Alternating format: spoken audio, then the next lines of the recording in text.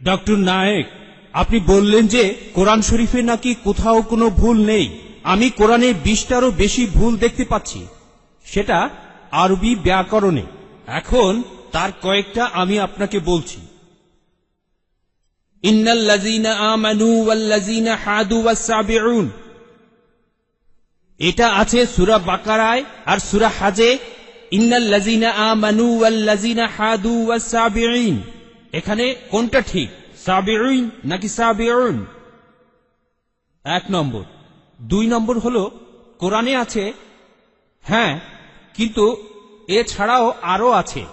সূরা তাহার 63 নম্বর আয়াতে ইন্না হাজানি লিসাহিরান, ভুল, ইন্না হাজাইনি লিসাহিরান, এটার কি ব্যাখ্যা দেবেন? এছাড়াও আমি আরো অনেক ভুলের কথা জানি। এক্সকিউজ মি, আমরা শুধু প্রথম প্রশ্নটা গ্রহণ করব, সময়ের অভাবে দ্বিতীয় প্রশ্নটা গ্রহণ করতে ঠিক আছে, ঠিক আছে। ভাই, আপনি খুব সুন্দর একটা প্রশ্ন করেছেন। আমি আরেকটু সহযোগিতা করতে চাই যে হ্যাঁ, আপনি সবগুলো ব্যাকরণগত ভুলের কথাই বলেন। আর আপনার হাতের বইটা লিখেছেন আব্দুল ফাদি। আব্দুল ফাদি, ঠিক? ইজ দ্য কোরআন ইনফেলেবল? আমিও দেখতে পাচ্ছি, হ্যাঁ, আলহামদুলিল্লাহ, আমি ভালোই দেখতে পাই।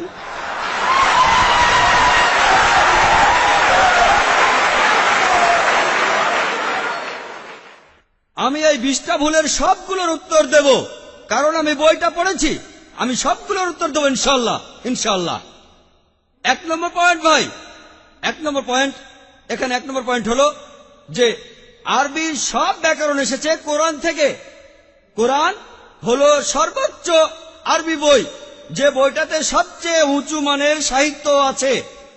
আরবি ভাষার সব ব্যাকরণ এসেছে কোরআন থেকেই। কোরআন হলো ব্যাকরণের মূল গ্রন্থ, আর কোরআন যেহেতু ব্যাকরণের মূল গ্রন্থ এবং সব ব্যাকরণে এসেছে কোরআন থেকে, কোরআনে কোনো ভুল থাকতে পারে না। 1 নম্বর পয়েন্ট।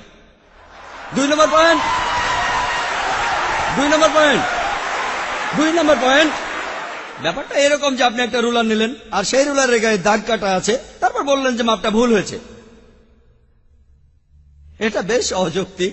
2 নম্বর পয়েন্ট, আরবে বিভিন্ন আলাদা আলাদা গোত্রে, আপনি যদি আরবি জানেন, আর ডক্টর উইলিয়াম ক্যাম্বেল আমার সাথে একমত হবেন যে আরবের গোত্রগুলোর মধ্যে ব্যাকরণ মাঝে মধ্যে বদলে যায়। কিছু কিছু আরবীয় গোত্রে যে শব্দটা স্ত্রীবাচক, অন্য আরেক গোত্রে সেটাই পুরুষবাচক।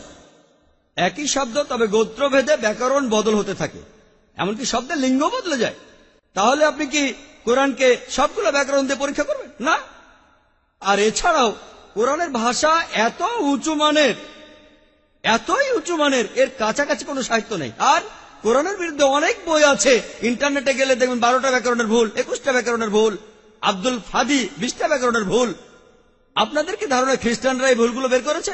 কারাই ভুল বের করেছে জানেন? কারা করেছে? মুসলমানরাই। মুসলমান পণ্ডিতরা, যেমন জামকশারি, তারা এটা করেছেন। কোরআনের ব্যাকরণ এত উঁচু মানের যে কোরআনের ভাষা মাঝে মধ্যে প্রচলিত আরবির বিরুদ্ধে যায়। কোরআনের ব্যাকরণ এত উঁচু মানের, কোরআনের ব্যাকরণ এতই উঁচু মানের, এজন্য তারা উদাহরণ দিয়েছে। আমিও কয়েকটা উদাহরণ দেব, এতে আপনারা সবগুলো উত্তর পেয়ে যাবেন। তারা উদাহরণ দিয়েছে যে কোরআনে লেখা আছে লূত আলাইহিস সালামের গোত্রের লোকজন তারা সকল নবীকে ত্যাগ করেছে। বলা আছে সব নবীকে তারা বর্জন করেছে। ডক্টর উইলিয়াম ক্যাম্বেল বললেন যে নূহ নবীর গোত্রের লোকজন তারা নবীদের ত্যাগ করেছে। আমরা ইতিহাস থেকে জানি যে মাত্র একজন নবীকে তাদের কাছে পাঠানো হয়েছিল। তাহলে এখানে ব্যাকরণের ভুল আছে। কোরআনে বলা উচিত ছিল একজন নবীর কথা, বহুবচন না। আর আমি একমত, আর আমার আপনার মতো লোকের কাছে মনে হবে এটা ব্যাকরণের ভুল। কিন্তু যদি আপনারা আরবদের লেখা বইগুলো পড়ে থাকেন, কোরআনের আসল সৌন্দর্য কি? সৌন্দর্যটা হলো কোরআনে কেন একজন নবীর কথা না বলে নবীদের কথা বলা হয়েছে। আপনারা জানেন কেন?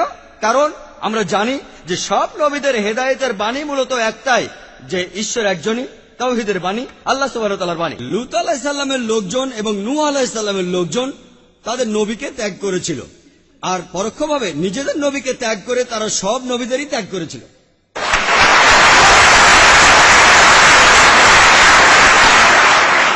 সৌন্দর্যটা দেখেন, ভাষার অলংকার দেখেন, আলহামদুলিল্লাহ। আপনার মনে হতে পারে এটা ব্যাকরণের ভুল, কিন্তু এটা ভুল নয়। একইভাবে নূর সারওয়ার নামে একজন বলেছেন যে কোরআন বলছে কুনফা ইয়া কুন, হ বললে হয়ে যায়।